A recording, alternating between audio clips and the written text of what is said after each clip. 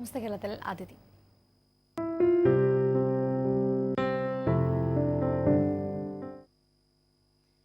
രാജ്യത്തെമ്പാടും പെൺ ഭ്രൂണഹത്യയും സ്ത്രീകൾക്കെതിരായ അവകാശ ലംഘനങ്ങളും വർദ്ധിച്ചു വരുമ്പോൾ ഡോക്ടർ മധുവരവല്ലി തമ്പി എഴുതിയ അമ്മയ്ക്കൊരു പെൺകുഞ്ഞ് എന്ന കൃതി പ്രാധാന്യം അർഹിക്കുകയാണ്. ഇന്ന് നമസ്തേ കേരളത്തിൽ അതിഥിയായി ചേരുന്നത് ഡോക്ടർ മധുരവല്ലി തമ്പിയാണ്. സ്വാഗതം മാഡം നമസ്തേ കേരളത്തിലേക്ക്.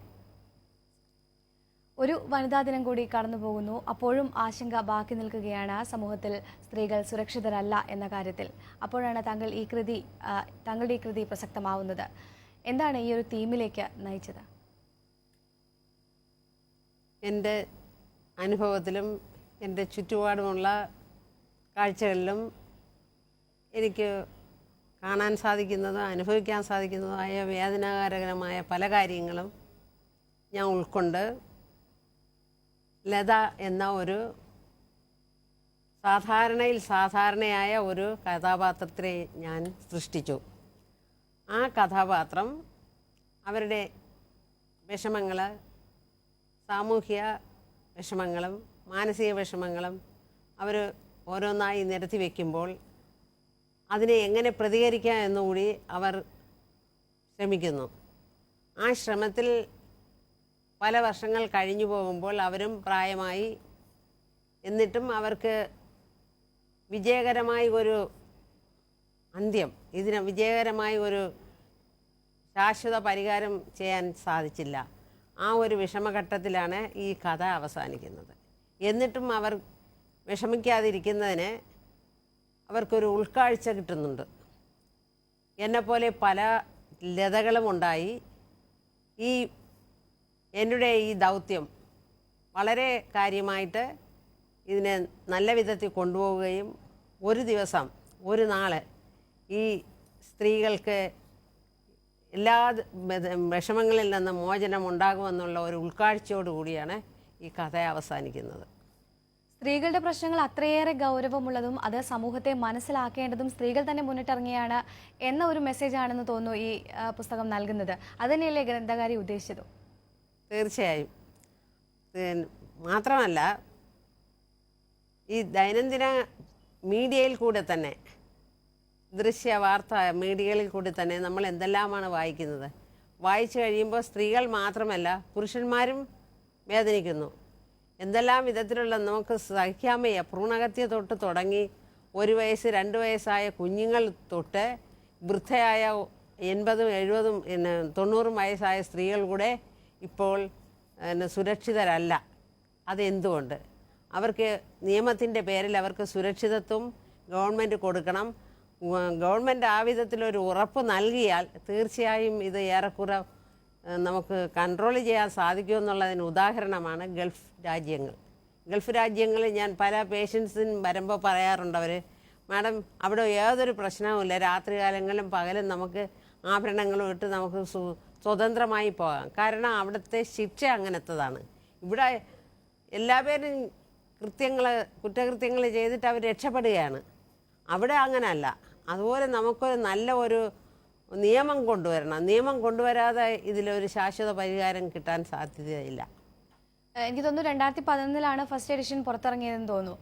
അന്നത്തെ KPCC പ്രസിഡന്റ്, ഇന്ന് നമ്മുടെ ആഭ്യന്തരമന്ത്രിയുമായ ശ്രീ രമേശ് ചെന്നിത്തലയാണ് പുസ്തകത്തിന് അവതാരിക എഴുതിയിരിക്കുന്നത്. എന്താണ് അദ്ദേഹം കൃതിയെക്കുറിച്ച് പറഞ്ഞത്, അഭിപ്രായപ്പെട്ടത്? തീർച്ചയായും അദ്ദേഹം ഈ സാധാരണ പ്രതികരിക്കുകയാണ്, വിഷമങ്ങളെ പ്രതികരിക്കുക, അല്ലാതെ ഒരു ശാശ്വത പരിഹാരം അങ്ങേരെ ഇതിൽ കണ്ടെത്തിയിട്ടില്ല എന്നുള്ളതാണ് പറയാനുള്ളത്. സ്വന്തം ജീവിതാനുഭവങ്ങൾ തന്നെയാണോ ഇത്തരം കൃതികൾക്ക് പ്രചോദനമാകുന്നത്? ഞാനൊരു ഡോക്ടറാണ്, പ്രത്യേകിച്ച് ഒരു ഗൈനക്കോളജിസ്റ്റാണ്. എൻ്റെ ജീവിതത്തിൽ ദൈവസഹായം കൊണ്ട് എനിക്ക് വലിയ പ്രശ്നങ്ങളൊന്നും ഉണ്ടായിട്ടില്ല. എന്നിരുന്നാലും ഞാൻ ചുറ്റുപാടും എൻ്റെ പേഷ്യൻസ് വഴിയും അല്ലാതെയും ഞാൻ കണ്ടും കേട്ടും വായിച്ചും ഈ TV-യിലൊക്കെ കാണുന്നത് മാത്രം മതിയല്ലോ ഒരു മനസ്സ് അലിയാനുള്ള സംഗതികളോ. ഇതെല്ലാം കാണുമ്പോൾ തീർച്ചയായിട്ടും ഒരു എഴുതാനുള്ള ടെൻഡൻസിയുള്ള ഒരാളിന് എഴുതണമെന്ന് തോന്നിപ്പോകും.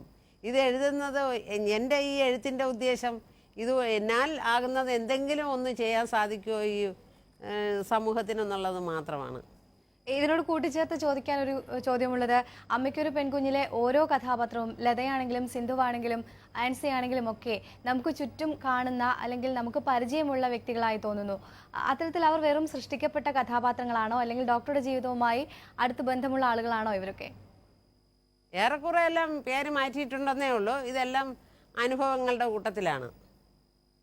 കൊൽക്കത്തയിൽ 16 വർഷത്തോളം ജോലി ചെയ്തു എന്ന് അറിഞ്ഞു. അത്തരത്തിൽ കൊൽക്കത്തയിലെ അനുഭവങ്ങൾ എങ്ങനെയായിരുന്നു? അവിടെ സ്ത്രീ ജീവിതവുമായി ബന്ധപ്പെട്ട കാര്യങ്ങളിലൊക്കെ നിരീക്ഷണങ്ങൾ നടത്തിയിട്ടുണ്ടായിരുന്നു. കൽക്കട്ടയിൽ ഞാൻ അത്ര സ്വതന്ത്രയല്ലായിരുന്നു. കാരണം ഒരു അന്യദേശത്ത് പോയി എൻ്റെ ഭർത്താവിനോട് കൂടി പോയിട്ട് അദ്ദേഹം ജോലി ചെയ്യുന്നതുകൊണ്ട് മാത്രമാണ് ഞാൻ അവിടെ പോയത്. അപ്പോൾ എനിക്ക് ബാഹ്യലോകവുമായിട്ട് അത്ര അടുപ്പമില്ല. അപ്പോൾ എനിക്ക് കൂടുതലും മലയാളി തമിഴർ പേഷ്യൻ്റ് ഉണ്ടായിരുന്നു. പിന്നെ ബംഗാൾ, കാശ്മീർ തൊട്ട് ഇങ്ങനെ കന്യാകുമാരി വരെയുള്ള പേഷ്യൻസൊക്കെ ഉണ്ടായിരുന്നു. എന്നാലും അവരുമായിട്ട് കൂടുതൽ അടുക്കാനുള്ളത് സൗകര്യം കിട്ടില്ല. എന്നിരുന്നാലും അവിടെയും പ്രശ്നങ്ങളുണ്ടെങ്കിലും എനിക്ക് അത്ര അറിയില്ലായിരുന്നു. ഇവിടെ കേരളത്തിൽ വന്ന് ഇവിടുത്തെ പ്രശ്നങ്ങൾ ജനനം തൊട്ടേ കണ്ടുകൊണ്ടിരിക്കുകയല്ലേ. ഇവിടുത്തേനെ പറ്റിയാണ് എനിക്ക് കൂടുതൽ പറയാനുള്ളത്. അവിടെ സ്ത്രീകൾക്ക് മാന്യത കൂടുതൽ കൊടുക്കുന്നുണ്ട്. അവിടെ വേറൊരു കാര്യം, ബസ്സിലും പിന്നെ യാത്രയിലും ഒന്നും ഈ ടീസിങ്, ഇങ്ങനെ ചുരണ്ടുക, നുള്ളുക, പിടിക്കുക, അതൊന്നും അവിടെ ഇല്ല. അഥവാ അങ്ങനെ വല്ലതും ചെയ്തു പോയാൽ മറ്റ് പെൺകുട്ടികളും പ്രതികരിക്കും.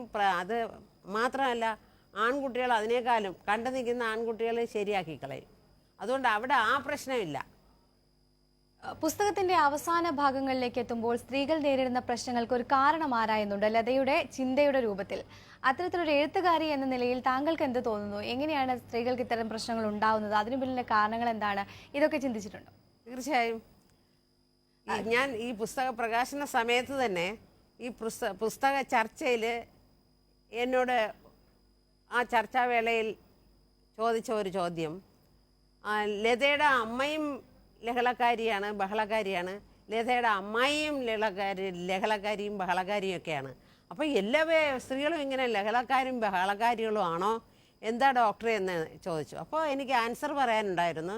അവർക്ക് വിദ്യാഭ്യാസമില്ല, ലോകജ്ഞാനമില്ല. അപ്പോൾ അവരെ തമ്മിൽ ഒരേ രീതിയിലുള്ള ആൾക്കാരാ വിവാഹബന്ധത്തിൽ ഏർപ്പെട്ടത്. അപ്പോൾ അമ്മായിയും പോര് കൂടിയാലേ ഈ ലതയ്ക്ക് പ്രശ്നങ്ങൾ വരുള്ളൂ. അപ്പം ലതയ്ക്ക് പ്രശ്നങ്ങളുണ്ടായാലേ ഈ എഴുത്തങ്ങോട്ട് പോവുള്ളൂ. ലതയ്ക്ക് പ്രശ്നമില്ലെങ്കിൽ ഈ എഴുത്തിലൊരു കാര്യമില്ല. അപ്പം ലത ഈ പ്രശ്നങ്ങളെ എങ്ങനെ തരണം ചെയ്യുന്നു എന്നുള്ളതാണ് പ്രധാന കാര്യം. അതുകൊണ്ട് അതേസമയം ലത കൂട്ടുകൂടിയ സിന്ധുവിൻ്റെ വീട്ടിൽ അതിൻ്റെ അമ്മ എഡ്യൂക്കേറ്റഡാണ്, ആ കുട്ടി എഡ്യൂക്കേറ്റഡാണ്, ആ കുട്ടി ജോലി ചെയ്യുന്നുണ്ട്, അമ്മ ജോലി ചെയ്യുന്നു. അപ്പോൾ സ്റ്റാൻഡേർഡ് ഓഫ് ലിവിങ് വ്യത്യാസമാണ്. അപ്പോൾ ഈ പൈസ മാത്രം കൊണ്ടൊന്നും സ്റ്റാൻഡേർഡ് വരണമെന്നില്ല. വിദ്യാഭ്യാസം വേണം, വിദ്യാഭ്യാസത്തിൽ അറിവ് കിട്ടും, കൂടുതലും മനുഷ്യരുമായിട്ട് ഒത്തുചേർന്ന് പോകാൻ പറ്റും. അങ്ങനെ ഒരു ഇത് വരുമ്പോഴേക്ക് തീർച്ചയായിട്ടും സംസ്കാരം വളരെ നല്ലതായി വരും. അപ്പോൾ കുറച്ചുകൂടെ ലിവിങ് കണ്ടീഷൻ നന്നായിട്ട് വരും എന്നതാണ് എൻ്റെ ഉദ്ദേശം. ഡൽഹിയിൽ ബസ്സിനുള്ളിൽ ക്രൂരമായി പീഡിപ്പിക്കപ്പെട്ട പെൺകുട്ടി, ട്രെയിനിനുള്ളിൽ പീഡിപ്പിക്കപ്പെട്ട നമ്മുടെ നാട്ടിൽ മരണമടഞ്ഞ സൗമ്യ തുടങ്ങിയ ഒട്ടേറെ ആളുകൾ നമ്മുടെ മുന്നിൽ ഉദാഹരണമായി നിൽക്കുമ്പോൾ വനിതാ ദിനം പോലുള്ള ചില ദിനങ്ങൾ ആചരിച്ചതുകൊണ്ട് മാത്രം അതിൽ മാത്രം ഒതുങ്ങി പോവുകയാണോ സ്ത്രീകളുടെ പ്രശ്നങ്ങളെക്കുറിച്ചുള്ള ചർച്ചകൾ? എന്താണ് തോന്നുന്നത്? എൻ്റെ ബുക്കിൽ തന്നെ ഞാൻ വനിതാ ദിനം എങ്ങനെയാണ് പോകുന്നതെന്നും സ്ത്രീകളുടെ എയിം എന്താണെന്നും ഏറെക്കുറെ ഞാൻ എഴുതിയിട്ടുണ്ട്. ഇപ്പോൾ വനിതാ ദിനം, ഫാദർ ദിനം, മദർ ദിനം, ബേബീസ് ദിനം, ധാരാളം വൃക്ക ദിനം, ഹൃദയ ദിനം, ഡയബറ്റീസ് ദിനം, ഇങ്ങനെ കുറേ 365 ദിവസങ്ങളും ദിനങ്ങളുണ്ട്. പക്ഷേ നമ്മൾ ചെയ്യേണ്ടിയുള്ള കർമ്മരഹിതരാണ്. നമ്മൾ കർമ്മം കൊണ്ട് വേണം ജയിക്കാനുള്ളത്, അല്ലാതെ ഒരു ദിവസത്തെ കൊണ്ട് ഒന്നും ആവില്ല.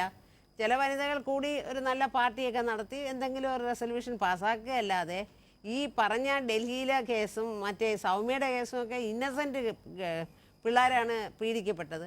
അപ്പോൾ അവർക്ക് വേണ്ടി മാത്രമല്ല, ഇനി ഭാവി തലമുറയ്ക്കും വേണ്ടി കർശനമായ ഒരു നിയമം കൊണ്ടുവരാൻ ഗവൺമെൻറ്റും തയ്യാറാകണം. ഈ വനിതാ ദിനത്തിലെ പ്രവർത്തകരും മറ്റ് സാമൂഹ്യ പ്രവർത്തകരും എല്ലാം മുൻകൈ എടുത്താലേ ഇത് ശരിയായി വരുള്ളൂ. അല്ലാതെ എനിക്ക് സാധിക്കുന്നത് ഞാനും ചെയ്തു, അത്രയേ ഉള്ളൂ. പുരുഷനെ പോലെ സ്ത്രീകളും അംഗീകരിക്കപ്പെടും എന്നൊരു ശുഭപ്രതീക്ഷ പുസ്തകത്തിൽ ഒരിടത്ത് പങ്കുവയ്ക്കുന്നുണ്ട്. അത്തരത്തിലൊരു പ്രതീക്ഷ ഉണ്ടോ മനസ്സിൽ ഇപ്പോഴും? ഞാൻ ദൈവം തന്നെ നമ്മളെ ഒരു പുരുഷനായിട്ട് സ്ത്രീയായിട്ടാണ് സൃഷ്ടിച്ചിരിക്കുന്നത്. സൃഷ്ടിയുടെ രണ്ട് ഭാഗങ്ങളാണ്. അതേസമയം പുരുഷനില്ലാതെ ഒരു സ്ത്രീയും സ്ത്രീയില്ലാതെ ഒരു പുരുഷനും ഉണ്ടാകില്ല. ഇപ്പോൾ അർദ്ധനാരീശ്വരൻ നമുക്ക് പഴയകാലത്തെ പുരാണങ്ങളെ കാണിക്കുന്നുണ്ടല്ലോ. അർദ്ധനാരീശ്വരൻ്റെ അർത്ഥം എന്താണ്? നമുക്ക് രണ്ടുപേർക്ക് ഈക്വൽ റൈറ്റ്സ് ഉണ്ടെന്നുള്ളതാണ്.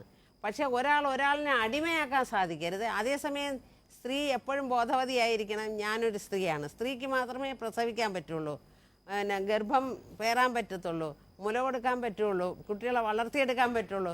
അപ്പോൾ ആ ഒരു സാഹചര്യത്തിൽ അമ്മ എന്ന് പറയുന്ന ആ മാതാവായിട്ട് തന്നെ അത് വളരെ ആത്മീയവും സൗമ്യവും സംസ്കാരവുമായി കുട്ടികളെ വളർത്തിയെടുത്തു കഴിഞ്ഞാൽ ഏറെക്കുറെ ഇങ്ങനെയുള്ള ദുർശീലങ്ങൾ പിന്നെ പുരുഷന്മാർക്കും വരില്ല. അപ്പോൾ ഈ ഇങ്ങനെ സംസ്കാരമില്ലാതെ കുട്ടികളെ വളർത്തിയെടുത്ത് കൊണ്ടുവരുമ്പോഴേക്ക് നമ്മൾ നല്ലതല്ലെങ്കിൽ നമ്മളെ കുട്ടികളും മോശ വഴി പോയി അവർ കല്യാണം കഴിക്കുമ്പോൾ അവർക്ക് പലവിധത്തിലുള്ള സൈക്കോളജിക്കൽ പ്രോബ്ലംസ് വന്ന് അത് മുഴുക്കെ എക്സ്പ്രസ് ചെയ്യണം അവരെ ഭാര്യമാരെടുത്തായിരിക്കും. പ്രത്യേകിച്ചും ചാരിത്രവതിയല്ല ഒരമ്മ എന്ന് വെച്ചോളൂ. അപ്പോൾ കല്യാണം കഴിച്ചു കഴിഞ്ഞാൽ ആ പുരുഷന് എപ്പോഴും അയാളുടെ ഭാര്യയുടെ കൂടെ സംശയമായിരിക്കും. ഇതൊക്കെയാണ് സംഗതികൾ ഇങ്ങനെ വഷളായി പോണതിൻ്റെ കാര്യങ്ങൾ. അപ്പോൾ അതിന് വേണ്ടിയിട്ടുള്ള സൈക്കോളജിക്കൽ ബാക്ക്ഗ്രൗണ്ട് നല്ലവണ്ണം ഇതിനെല്ലാം നല്ല എഡ്യൂക്കേഷൻ വേണം, നല്ല അറിവ് കൊടുക്കണം, നല്ല ബുക്കുകൾ വേണം, നല്ല പുസ്തകങ്ങൾ വേണം. മാത്രമല്ല ഈ മീഡിയയിലും നല്ല നല്ല കാര്യങ്ങൾ വേണം കാണിക്കാനുള്ളത്. ചില ഘോരമായ സിനിമയും ഇംഗ്ലീഷ് സിനിമ പ്രത്യേകിച്ചും ഒക്കെ കാണുമ്പോൾ ഞാൻ ഓഫ് ചെയ്യുകയാണ് ചെയ്യണത്. വല്ലപ്പോഴും ഇങ്ങനെ വന്നു പോയാൽ ഞാൻ കണ്ടു ഇടയ്ക്ക് ഒരു സിനിമ എന്താ ഒരു പെൺകുട്ടിയെ വലിച്ച് കീറി അടിച്ച് പിടിച്ച് ചരിച്ച് കിടത്തിയിട്ട് ഈ എന്തോ ഒരു വലിയൊരു ആണി വെച്ച് ചെവിയിലോട്ട് അടിക്കുകയാണ്. അപ്പം കണ്ടപ്പോൾ ഞാൻ പേടിച്ചു പോയി. അപ്പം അങ്ങനെയുള്ളതൊന്നും കാണിച്ച് പ്രത്യേകിച്ചും ഈ പെൺകുട്ടികളുടെ കാര്യത്തിലും എനിക്ക് പറയാനുണ്ട്. പിന്നെ പുരുഷന്മാരെയും മറ്റുള്ളവരെയും ഉത്തേജിപ്പിക്കുന്ന ഡ്രസ്സുകളൊക്കെ ഇട്ട് ബഹളങ്ങളൊക്കെ ഉണ്ടാക്കി കാണിച്ച് നടക്കാതെ ഒന്ന് ഒതുങ്ങി മര്യാദയ്ക്ക് നടക്കേണ്ട ആവശ്യവും കൂടെ പെൺകുട്ടികൾക്ക് അത്യാവശ്യമാണ്. അതേസമയം ഞാൻ വളരെ പ്രൗഡാണ്. ഇപ്പോൾ അശ്വതി തന്നെ എന്ത് സ്മാർട്ടായിട്ട് മീഡിയ ഫേസ് ചെയ്യണുണ്ട്. ഒരു ബഹളവും ഇല്ലാതെ നന്നായിട്ട് പ്രസൻറ്റ് ചെയ്യണം. I was feeling proud in my mind. അതുപോലെ പെൺകുട്ടികൾക്ക് എല്ലാ മേഖലകളിലും വരാം, പുരുഷന്മാർക്കല്ല. സകലർക്കും ഇപ്പോൾ പോസ്റ്റ്മോർട്ടം പെണ്ണുങ്ങളും ചെയ്യണം, ആണുങ്ങളും ചെയ്യണമുണ്ട്. എല്ലാ വിധത്തിലും അവർ തടസ്സക്കാരല്ല. എൻ്റെ അനുഭവത്തിൽ പറയുകയാണെങ്കിൽ എനിക്ക് യാതൊരു വിധത്തിലുള്ള വിഷമങ്ങളും ഡോക്ടർ പഠിച്ചുകൊണ്ടിരുന്ന സമയത്തും ഇന്ന് വരെ എനിക്കൊന്നും ഫേസ് ചെയ്യാൻ പറ്റിയിട്ടില്ല. അതിനുള്ള ചാൻസ് ഇല്ല. കാരണം നമ്മൾ റിസേർഡ് ആയിരുന്നാൽ നമുക്കൊന്നും പറ്റത്തില്ല. ആ വിധത്തിലുള്ള ഒരു അമ്മ, ഒരു സ്ത്രീ എന്ന് വെച്ചാൽ ഒരു പ്രത്യേകതയുണ്ട്. നമ്മളെ അമ്മ ചെറുതിലെന്നേ വളർത്തും പോലെയും നമ്മൾ തന്നെത്താനെ പാകപ്പെടുത്തി എടുത്തു കഴിഞ്ഞാൽ വളരെ ക്രൈംസ് കുറയ്ക്കാം. പക്ഷേ സൗമ്യ പോലെയുള്ള കുട്ടികൾ പാവങ്ങൾ ഇരയായത് വളരെ കഷ്ടമുണ്ട്. അയാൾക്ക് നല്ല ശിക്ഷയും കൊടുക്കണം. അതുപോലെയുള്ള പാവപ്പെട്ട കുട്ടികൾ ഇതിൻ്റെ വിക്റ്റിമാവണത് സഹിക്കാൻ സാധിക്കുകയില്ല. തീർച്ചയായും. സ്ത്രീ കൗമാരം മുതൽ വാർദ്ധക്യം വരെ എന്നൊരു കൃതി കൂടി രചിച്ചിട്ടുണ്ട്. എന്താണ് ഇതിലൂടെ പറയാൻ ശ്രമിച്ചത്? അത് വായിച്ചപ്പോഴേക്ക് പ്രത്യേകം ഞാൻ ഇതിനെപ്പറ്റി ഒരു പോയിന്റ് കൂടെ പറയാം. ഈ അമ്മയ്ക്കൊരു പെൺകുഞ്ഞ് എന്നുള്ള കൃതി വായിച്ചിട്ട് ഒന്ന് രണ്ട് എൻ്റെ പേഷ്യൻസ് എൻ്റെ അടുത്ത് പറഞ്ഞു, മാഡം എൻ്റെ വയറ്റിൽ കിടക്കുന്ന കുട്ടി പെൺകുട്ടി ആവട്ടെ എന്ന് ഞാൻ മാഡത്തിൻ്റെ ബുക്ക് വായിച്ചതിന് ശേഷം തോന്നിയെന്ന് പറഞ്ഞു. അപ്പോൾ എനിക്ക് വളരെ സന്തോഷമായി. ഇപ്പോൾ രണ്ടാമത്തെ എഡിഷൻ ആൾമോസ്റ്റ് റെഡിയായി കഴിഞ്ഞു. അപ്പോൾ അത് കേട്ടപ്പോൾ എനിക്ക് ലോകത്തില്ലാത്ത ഒരു സന്തോഷമാണ് എനിക്ക് കിട്ടിയത്. അപ്പോൾ ഈ കൗമാരം തൊട്ട് വാർദ്ധക്യം വരെ തന്നെ എനിക്ക് എഴുതാൻ തുടങ്ങിയത് ആദ്യം എന്നെ ഒരു ഒരു മാഗസിനിൽ എഴുതാനുള്ള അവസരം കിട്ടി. അപ്പം മാഗസിനിൽ എഴുതിയതിന് ശേഷം കൈരളിയിൽ വീട്ടമ്മ എന്നുള്ള ഒരു പ്രോഗ്രാമത്തിൽ അവർ സീരീസായിട്ട് ഒരു 10-18 പ്രാവശ്യം വിളിച്ചു. അത് ചെയ്തു കഴിഞ്ഞു. അത് കഴിഞ്ഞപ്പോൾ ഞാൻ വിചാരിച്ച എല്ലാ സ്റ്റഫും എൻ്റെ കയ്യിലുണ്ടല്ലോ, അപ്പം ഞാൻ തന്നെ ഇതങ്ങ് എഴുതിയാലെന്താ. അങ്ങനെ എഴുതി തുടങ്ങിയപ്പോഴേക്ക് എനിക്കതിപ്പം 4ാമത്തെ എഡിഷൻ വരെ ആകാറായി. പേഷ്യൻസിനെല്ലാം ആളുകൾക്കെല്ലാം വളരെ ഇഷ്ടമാണ്. പിന്നെ അവർ കൗമാരത്തിലെ ഒരമ്മ കുട്ടിക്ക് കൊടുക്കേണ്ട ഉപദേശം തൊട്ട് ഒരു 80-90 വയസ്സായ ഒരു സ്ത്രീക്കുള്ള കാര്യം വരെ അതിലെഴുതിയിട്ടുണ്ട്. വളരെ ആളുകൾക്ക് മനസ്സാകുന്ന രീതിയിലാണ് അത് എഴുതിയിരിക്കുന്നത്. അപ്പം വെളിയിലുള്ള വായനക്കാർ അതിന് സപ്പോർട്ട് തരുന്നത് കൊണ്ട് മാത്രമാണ് ഞാൻ മനസ്സിലാക്കുന്നത് ഇതൊരു ഉപകാരമുള്ള കാര്യമാണ് ഞാൻ ചെയ്തതെന്ന്. എങ്ങനെയാണ് ഈ തിരക്കേറിയ ഔദ്യോഗിക ജീവിതത്തിനിടയിൽ ഇത്തരം എഴുത്തുകൾക്കൊക്കെ സമയം കണ്ടെത്തുന്നത്? കുടുംബത്തിന്റെ ഒരു സപ്പോർട്ട് എന്തായാലും എടുത്തു പറയേണ്ടതുണ്ട്, കുടുംബത്തെക്കുറിച്ച് കൂടി. കുടുംബത്തിൽ ഞാൻ ഈ സ്റ്റെതോസ്കോപ്പ് താഴെ വെച്ച് നമ്മൾ വീട്ടിലോട്ട് കയറുമ്പോഴേക്ക് ഈ ഡോക്ടർ എന്നുള്ളത് അതങ്ങ് കംപ്ലീറ്റ് മറക്കും. പിന്നെ ഞാൻ നിങ്ങളുടെയൊക്കെ അമ്മ, ഭാര്യ, മറ്റു കുടുംബജീവിതത്തിലോട്ട് പോകും. അപ്പോൾ ഇത് ഇടയ്ക്കിടയ്ക്ക് ഫോൺ കോളോ മറ്റതോ വരുന്ന മാത്രം അറ്റൻഡ് ചെയ്താൽ മതി. അപ്പോൾ കുടുംബത്തിന് ഒരു പ്രശ്നമൊന്നുമില്ല, അവർ സപ്പോർട്ടീവാണ്. പക്ഷേ നമ്മളുടെ മനസ്സ് എത്ര ബിസി ഉണ്ടായിരുന്നാലും നമ്മൾ ബിസി ആയിട്ടിരിക്കുകയാണെങ്കിൽ സമയം നമുക്ക് തീർച്ചയായിട്ടും കിട്ടും. നമ്മൾ ബിസി അല്ലാതിരിക്കുന്നതുകൊണ്ടാണ് ഇപ്പോൾ തന്നെ കിട്ടുന്ന മാഗസിൻസും കിട്ടുന്ന ജേർണൽസും എല്ലാം കൂടെ പഠിക്കുകയാണെങ്കിൽ നിങ്ങൾ ആരെടുത്തും സംസാരിക്കാൻ സമയം കിട്ടത്തില്ല. അപ്പോൾ ഇൻ ബിറ്റ്വീൻ നമുക്ക് if there is A will there is a way, അത്രയേ ഉള്ളൂ. നമുക്ക് സമയം കിട്ടുമ്പോൾ വായിക്കുക, എഴുതുക. പിന്നെ ഇങ്ങനെ കൊണ്ട് നടന്ന് മനസ്സിൽ പലതും ഇങ്ങനെ വയ്ക്കുമ്പോൾ ഞാൻ എന്തെങ്കിലും ഓർമ്മിക്കുകയാണെങ്കിൽ അപ്പം തന്നെ ഞാൻ അത് നോട്ട് ചെയ്തിടും, അല്ലെങ്കിൽ ഞാൻ മറന്നുപോകും. അതെല്ലാം കൂടെ കമ്പൈൽ ചെയ്യുമ്പോൾ ഒരെഴുത്തായി.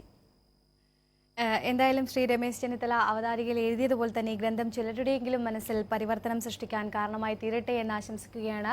എല്ലാവിധ ഭാവങ്ങളും നേരുകയാണ് ഡോക്ടർക്ക്. ഈ നമസ്തേ കേരളത്തിൽ അതിഥിയായി എത്തിയതിന് നന്ദി. Thank you very much.